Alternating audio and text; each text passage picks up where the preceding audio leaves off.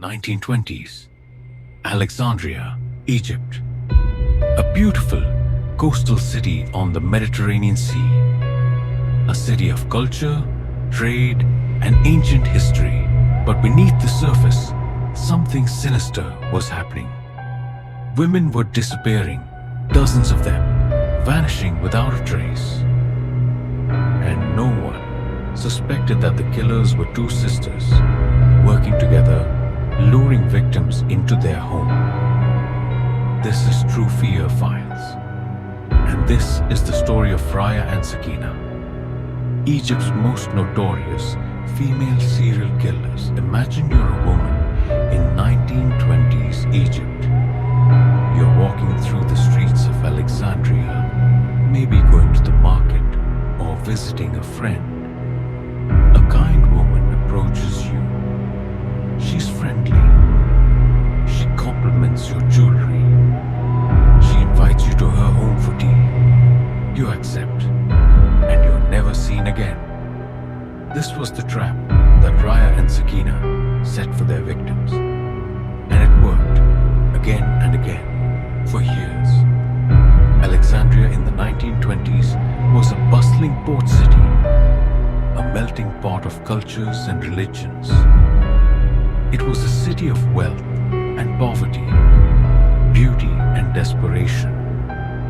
Raya and Sakina lived in the Labana district, a crowded working-class neighborhood near the city center. They were sisters, both married, both struggling financially. Raya was the older sister, born around 1880. She was described as cunning and manipulative. Sakina was younger, born around 1885, and was said to be more submissive, following her sister's lead. Their husbands, Hasab Allah and Abdalal, were petty criminals involved in theft and illegal activities. But the sisters wanted more. They wanted money, they wanted gold, and they were willing to kill for it. The murders began sometime around 1919 or 1920. The exact date is unclear because the sisters operated in secret for years before being caught. Their method was simple but effective. They would target women, usually alone, often from outside Alexandria. Women who wouldn't be immediately missed. Raya and Sakina would approach these women in public places, markets, or train stations. They would strike up a conversation, gain their trust, and invite them to their home. Once inside, the women were trapped. Raya and Sakina, sometimes with the help of their husbands, would drug the victims with sedatives or alcohol. Then, they would strangle them or beat them to death. After the murder, they would strip the bodies of any valuables, jewelry, gold, money, even clothing. The bodies were then disposed of in various locations around Alexandria. Some were thrown into the sea. Others were buried in shallow graves or hidden in wells and abandoned buildings.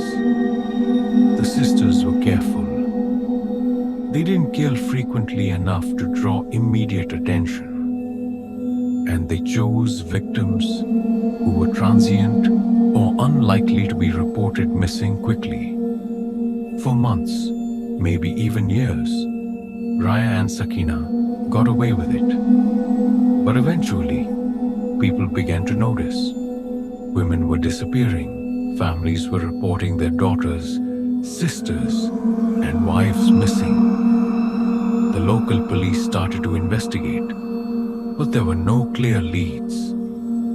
Then, in late 1920, the sisters made a mistake.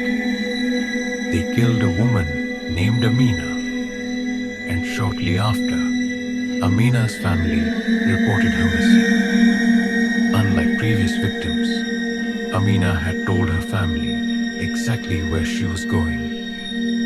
She had mentioned meeting two women near the Labana district. This gave police a lead. Detectives began questioning residents in the area. They heard rumors about Raya and Sakina. Neighbors whispered about strange noises at night, about women who entered their house but never left. One neighbor reported seeing the sisters washing large amounts of blood from their courtyard. The police decided to investigate. On December 10th, 1920, police raided the home of Raya and Sakina. What they found was horrifying.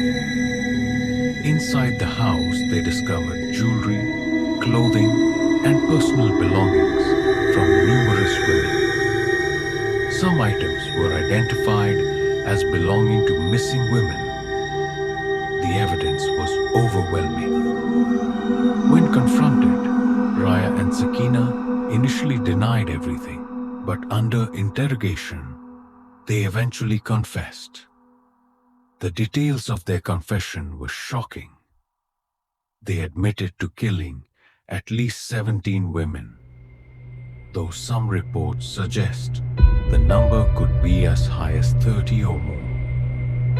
They described how they lured victims, drugged them, killed them, and disposed of the bodies. They showed no remorse. They said they killed for money, for gold, for survival. Their husbands, Asaballah and Abdullah, were also arrested. They confessed to helping with some of the murders and disposing of bodies. A third man, a relative named Hassanain, was also implicated. The trial of Raya and Sakina became a sensation in Egypt. Newspapers covered every detail. The public was horrified and fascinated. How could two women commit such monstrous crimes? Female serial killers are extremely rare, making up only about 2% of all serial killers worldwide. And sister serial killers working together? Almost unheard of. The trial was swift. The evidence was undeniable. In May 1921, Raya Sakina and their two husbands were sentenced to death by hanging. Hassanain was also sentenced to death. On May 17th, 1921, the sentences were carried out. Raya and Sakina were hanged in Alexandria. They were the first women in modern Egyptian history to be executed for serial murder. Their deaths marked the end of one of the most terrifying crime sprees in Egypt's history. But the story of Raya and Sakina didn't end with their execution. They became infamous. Their names became synonymous with evil. For decades, Egyptian parents would use Raya and Sakina as cautionary figures, telling children, "Behave, or Raya and Sakina will get you." Their story has been told in countless books, films, and plays. They became part of Egyptian folklore, a dark legend that still resonates today. But behind the legend are real victims, at least 17 women, possibly more, who were murdered for their jewelry and belongings. Women who trusted the wrong people and paid with their lives. Why did Raya and Sakina kill? Psychologists and criminologists have tried to understand their motivations. Theory 1. Financial desperation. Raya and Sakina were poor. They lived in a time of economic hardship. They saw wealthy women with gold and jewelry, and they wanted it. Greed combined with desperation drove them to murder. Theory 2. A folie à deux, or shared psychosis. Some believe the sisters influenced each other, with Raya, the dominant one, leading Sakina into a world of violence. and enabled each other's worst impulses. Theory 3. A lack of empathy. Some people are born without the ability to feel empathy or guilt. Raya and Sakina may have been psychopaths, incapable of seeing their victims as human beings. To them, the women were just obstacles to wealth. Theory 4. Societal factors. In 1920s Egypt, women had limited opportunities. Raya and Sakina may have felt trapped by poverty and saw murder as their only way out. This doesn't excuse their actions, but it provides context. To this day, Raya and Sakina remain one of the most infamous cases in Egyptian history. They were not just killers. They were predators who exploited trust and kindness. They targeted vulnerable women and showed no mercy. Their story is a reminder that evil can come from the most unexpected places. Even from two sisters in a crowded neighborhood in Alexandria. The exact number of their victims will never be known. Some estimate 17. Others say it could be 30 or more. But each victim was a person, a daughter, a sister, a wife, a mother, women who deserve to live. If you made it this far, thank you for watching. This is one of the most chilling cases in Middle Eastern history, and a story not many people outside Egypt know.